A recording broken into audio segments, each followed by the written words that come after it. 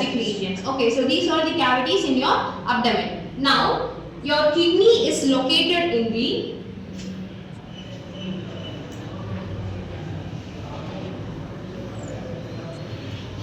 1, 4, 3 and 6. Partially it will be covering your epigastrium and umbilical region.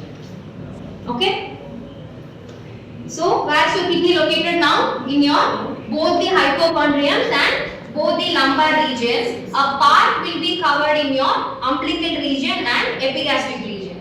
Okay, understood? Everybody. So when somebody asks about the location of the kidney, you should write like your kidney is present in the another regions. What are the regions? Okay. Next we'll get into the surfaces. You will be having anterior surface and posterior surface.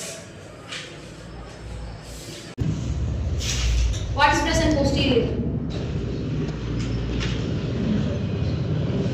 Diaphragm and your posterior abdominal wall. Diaphragm and posterior abdominal wall, which is common for both the kidneys.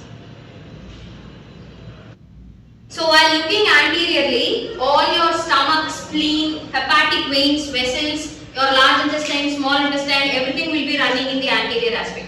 So in that category, first I'll tell you only about your right kidney and then we'll go for left kidney. Okay. So in your right kidney, anteriorly you will be having your parts of your large intestine, small intestine, duodenum, jejunum, or should I explain? No, you don't know. Okay, we'll see it in another class. I'll tell you the relations and after that I'll explain you what all are the parts. Okay. So first, for your right kidney, you will be having a part of duodenum covered, which is a part of your large intestine. Okay. A part of duodenum will be in the anterior aspect of your right kidney and you will be having your hepatic surface. Hepatic surface is nothing but your liver will be covered.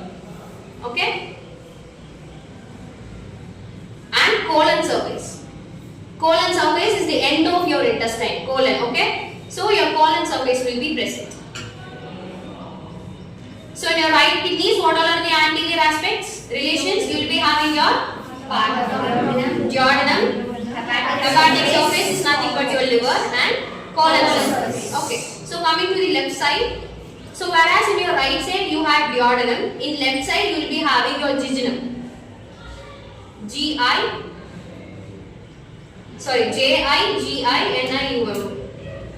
Maybe the spelling because I don't know correctly. Okay. So as you have the duodenum there, you will be having your jejunum here. As you have the hepatic surface there, you will be having your splenic surface here. Okay. Right side your liver will be occupied and hence you will be having a hepatic surface in the right side. In left side your spleen will be present, hence you will be having the splenic surface in the left side. Okay, fine. These are the two surfaces your left side has. Okay, fine.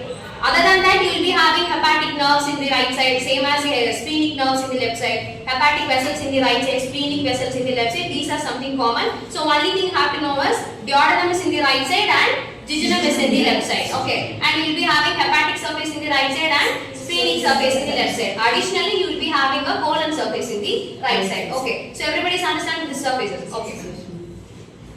So you have to know another thing. In lung, we have studied that there is something called hilum of the lung. Hilum or hilum of the lung, however you pronounce it. Okay, hilum of the lung. So what is hilum of the lung?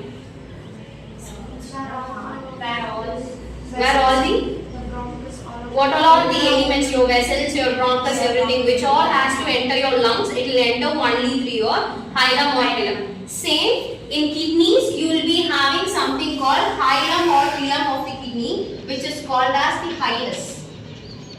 Okay, Hilus. So this depression in the medial border is called as the hilus. Okay.